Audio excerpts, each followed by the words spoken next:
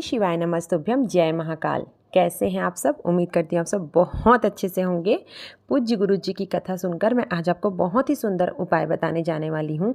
जैसे कि आप सभी को मालूम है कि बहुत ही पावन पर्व कार्तिक माह का चल रहा है और इस बार जो कार्तिक माह का पुष्य नक्षत्र है वह 2 दिन आ रहा है, 4 या 5 नवंबर।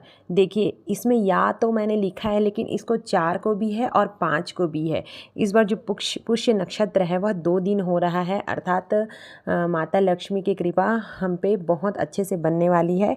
तो इस दिन हमको क्या करना चाहिए, क्या नहीं करना चाहिए, इसका शुभ मुहूर्त कब से कब तक है, मैं आप सभी को बताने की पूर्ण कोशिश करूँगी।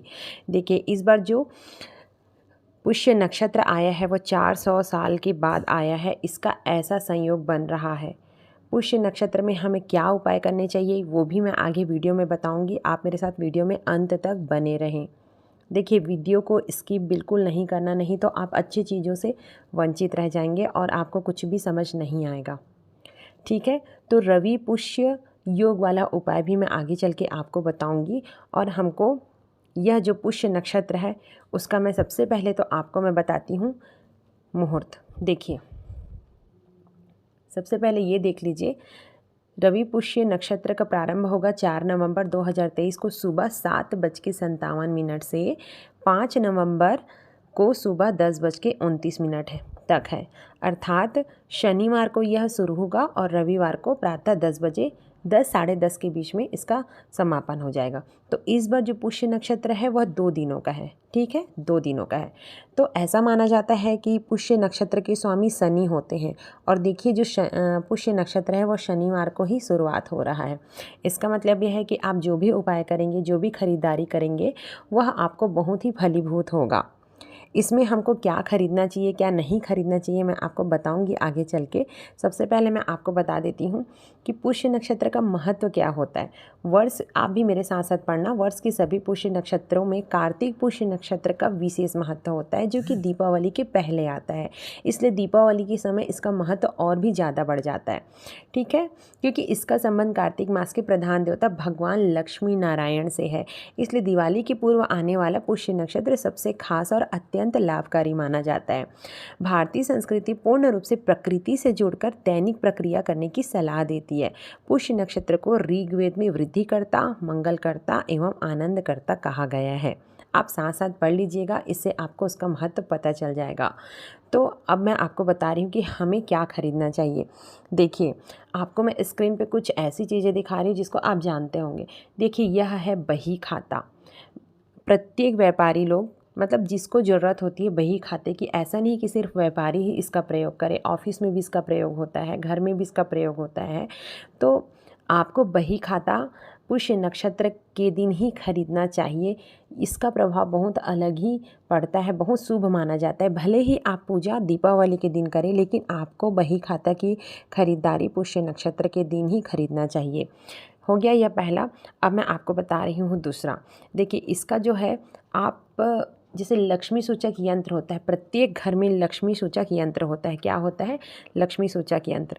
तो आपको क्या करना है, जो भी आपके घर में यंत्र है, जैसे लक्ष्मी माता का हो गया, जो भी यंत्र हो, प्रत्येक घर में तो रहता ही है। देखो जैसे कि ये कौड़ी हो गया, कमलगट्टे हो गए, गोमती चक्र हो गए, ऐसे कुछ भी आपके घर में यदि लक्ष्मी सूचक यंत्र होगा तो आपको क्या करना है, आपको पुष्य नक्षत्र के दिन इस सभी वस्तुओं को किसी थाली में आप रख लीजिएगा। ठीक है, देखो जैसे जैसे मैं बता रही हूँ आपको करना है। थाली में इसको आपने रख लिया। रखने के बाद आपको क्या करना है, आपको कच्चे दूध से, कच्चे दूध अर्थात जो दूध पका ना गया हो, गाय का दूध से इसको अच्छे से, उसमें थोड़ा सा चाहे तो आप केसर मिला सकते हैं और हल्दी का चूर्ण मिला सकते हैं। इस चीज़ से आपको इसे भिगा के धो के रख लेनी है। अर्थात हमको शुद्धता प्रदान करना है, शुद्ध करना है इन वस्तुओं को। कब करना है? पुष्य नक्षत्र के दिन। ठीक है, तो आपको यह काम जरूर करना चाहिए, प्रत्येक लोगों को करना चाहिए जिसके घर में जो भी लक्ष्मी सूचक यंत्र हो। उसके बाद आपको क्या करना है, आपको सफाई हो गई। सफाई करने के बाद उसको आपको उसी जगह पे रख देनी है, आसन में, जहाँ पर आपका आसन पहले से जमा हुआ था। तो देखिए ये 2 चीज़ आप करने के लिए मत भूलना।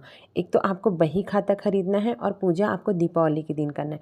लेकिन जो भी लक्ष्मी सूचक यंत्र है उसको आपको इस दिन पे ही आपको साफ़ सफाई करनी है और उसके स्थान पर यथावत रख देनी है। कोई भी यंत्र हो, जैसे शिव जी का यंत्र होगा उसमें आपको हल्दी समर्पित नहीं करना है, इस बात का विशेष ध्यान रखिए। ठीक है, अब ये हो गया हमको जो शनिवार के दिन करना है वो। अब मैं आपको बताती हूँ रवि का पुष्य योग, जो कि बहुत रेयरली मिलता है हमको। पुष्य नक्षत्र हर महीने आता है, लेकिन रवि पुष्य नक्षत्र आया है तो इस दिन आपको, यदि आपके घर में कोई बच्चा पढ़ाई नहीं करता, बहुत ज़िद्दी है, बात नहीं सुनता, उसका पढ़ाई में मन लगता ही नहीं है, आप माता पिता बहुत ज़्यादा परेशान हो, उसका विवेक बुद्धि कमज़ोर है, विद्या में उसका ध्यान है ही नहीं, तब आपको यह उपाय करना है।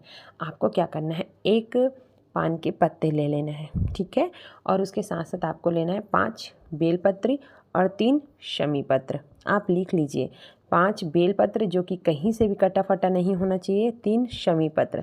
यदि आपको शमी पत्र नहीं मिलता है तो आप 3 चावल के दाने ले लेना सफ़ेद, ठीक है, उसको हल्दी से पीला नहीं करना है।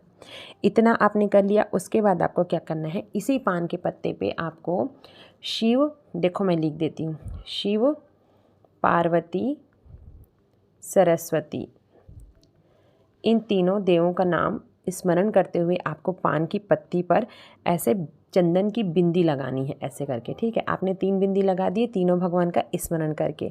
जो चिकना सतह होता है ना, उधर आपको 3 बिंदी लगाना है, तीनों भगवान का स्मरण करते हुए। इतना कर लिया। अब आपको क्या करना है, उस पान के पत्ते को लेना है और लेने के बाद आपको, आप जहाँ पूजा करने जाते हो या आपको अपने घर के मंदिर पे भी कर सकते हो यह उपाय। यदि आपके घर पे शिव जी का स्वरूप हो, मंदिर हो, प्राण प्रतिष्ठा वाले शिव जी हो, तब आप यह कर सकते हो।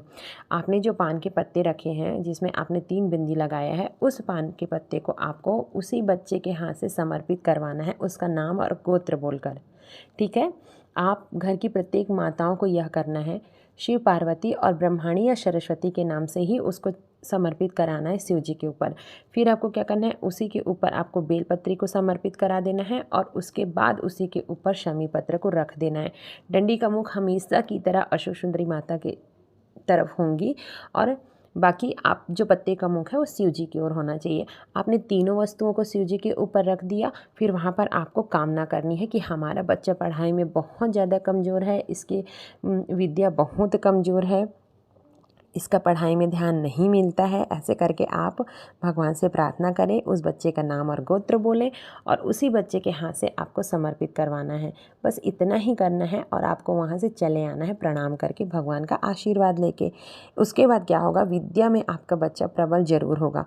पूज्य गुरु जी की कथा से ही सुनकर मैं यह उपाय बता रही हूँ और यह बहुत ही अच्छा उपाय है। आप यह उपाय करके ज़रूर देखिएगा, क्योंकि आज के समय में प्रत्येक माता पिता चाहते हैं कि उसके बच्चा आगे बढ़े और भविष्य में वो कुछ अच्छा बने। तो आप यह रवि पुष्य योग वाला उपाय करना नहीं भूलें, क्योंकि यह मौका बार बार नहीं आता है, ठीक है। तो बस एक छोटा सा उपाय, छोटी सी जानकारी देनी थी आपको बही खाता यंत्र को लेके। उम्मीद करती हूँ आज का वीडियो आपको पसंद आया होगा। यदि आप मेरे चैनल में पहली बार आए हैं तो प्लीज़ मेरे चैनल को सब्सक्राइब कीजिए, लाइक कीजिए और ज़्यादा से ज़्यादा लोगों तक शेयर कीजिए। धन्यवाद। श्री शिवाय नमस्तुभ्यम। जय महाकाल।